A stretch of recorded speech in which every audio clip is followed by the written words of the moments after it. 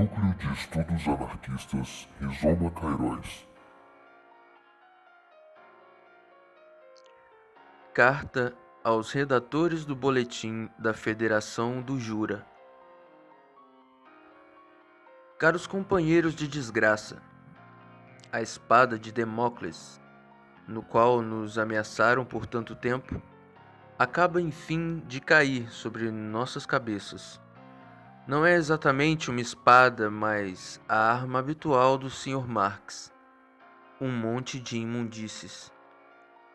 Com efeito, na nova circular privada do Conselho Geral de Londres, datada de 5 de março de 1872, mas entregue à publicidade, segundo parece, somente nestes últimos dias, nada falta. Invenções ridículas, falsificações de princípios e de fatos, insinuações odiosas, mentiras cínicas, calúnias infames, enfim, todo o arsenal guerreiro do Sr. Marx em campanha. É uma coletânea mediocremente sistematizada de todas as histórias absurdas e imundas que a maldade mais perversa do que espiritual dos judeus alemães e russos, seus amigos, seus agentes, seus discípulos e, ao mesmo tempo, os lacaios executores de suas grandes obras. Propagou contra todos nós, mas sobretudo contra mim, durante 3 anos aproximadamente, e principalmente desde esse infeliz Congresso de Basileia, no qual ousamos votar, com a maioria, contra a política marxista. Lembro-me ainda da exclamação pronunciada nessa ocasião, diante de mim, por um dos signatários da referida circular: Marx ficará furioso. E com efeito ele ficou furioso. E eu, o bode expiatório condenado pela furiosa sinagoga a padecer por nossos pecados coletivos, fui o primeiro a sentir o efeito disso.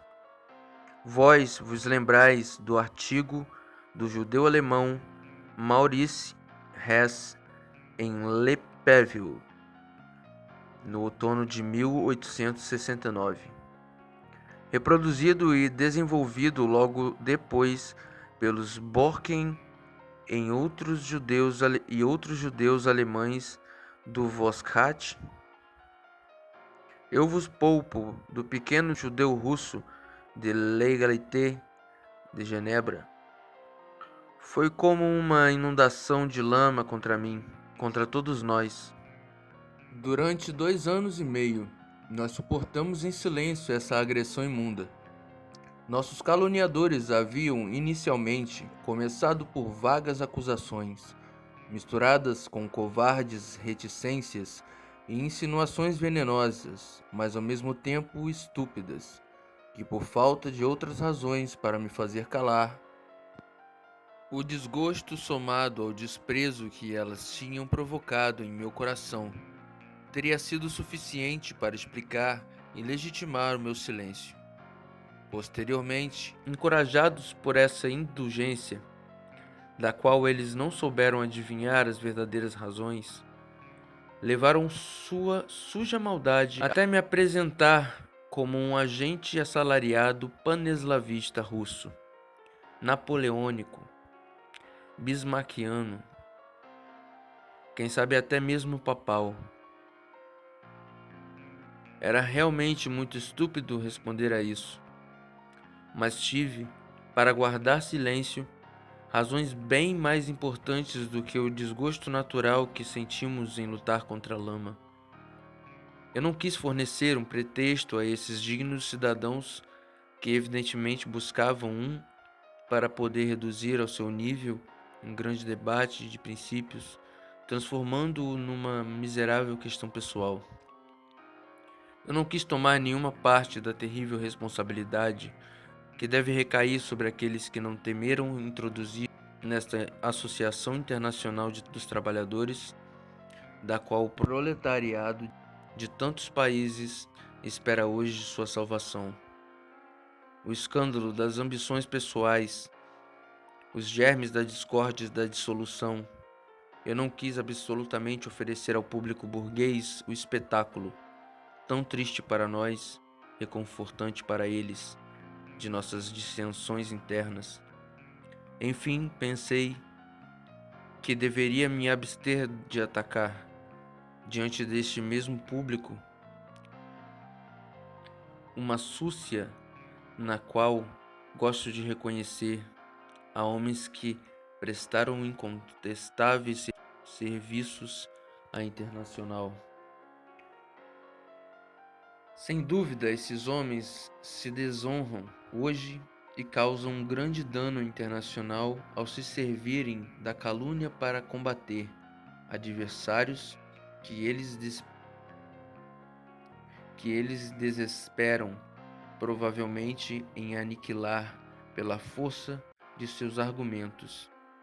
Sem dúvida, ao seu grande zelo pela causa do proletariado, soma-se, de um modo bastante desagradável, uma considerável dose de pretensões vaidosas e opiniões ambiciosas, tanto pessoais quanto de raça. Mas não é menos verdade que esse zelo é sincero. Pelo menos estou perfeitamente convencido disso. Não em relação a todos, mas a um grande número dentre eles, e como eles são todos solidários, tive que me abster de atacar uns para poder poupar os outros.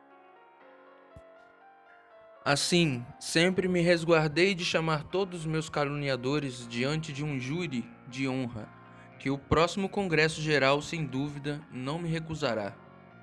E por pouco que este júri me ofereça todas as garantias de um julgamento imparcial e sério, poderei lhe expor com detalhes necessários todos os fatos, tanto políticos quanto pessoais, sem temor pelos inconvenientes e pelos perigos de uma divulgação indiscreta. Mas há um outro fato de caráter totalmente público, e que a calúnia marxista, referendada desta vez por todos os membros do Conselho Geral, desnaturou consciente e maldosamente. Restabelecê-los em sua verdade, contribuindo na medida de minhas forças à demolição do sistema de mentiras edificado pelo Sr. Marx e seus acólitos. Tal será o objeto de um texto que eu me proponho publicar antes da reunião do Congresso. Terminarei essa carta por uma última observação. Nada prova melhor a dominação desastrosa do Sr. Marx no Conselho Geral do que a referida circular. Percorrei os nomes dos 47 signatários e encontrarei somente 7 ou 8 que puderam se pronunciar neste caso com algum conhecimento de causa.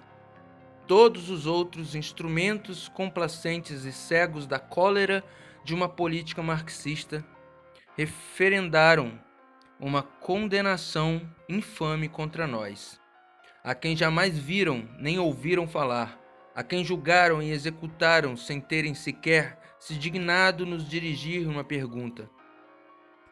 É assim, pois, que no Conselho Geral de Londres entende-se a justiça, a verdade, a moral, que, segundo as considerações de nossos estatutos gerais, devem servir de base a todas as relações, tanto coletivas quanto individuais, na Associação Internacional dos Trabalhadores?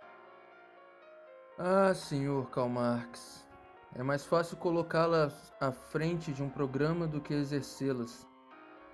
Dir-se-ia que, neste momento em que a Federação Belga questiona a existência ulterior do Conselho Geral, todos os membros desse conselho se sentiram orgulhosos em provar, não somente que sua instituição tornou-se inútil, nada mais é hoje do que uma instituição malfazeja. Saudações e solidariedade. Núcleo de Estudos Anarquistas Rizoma Cairões.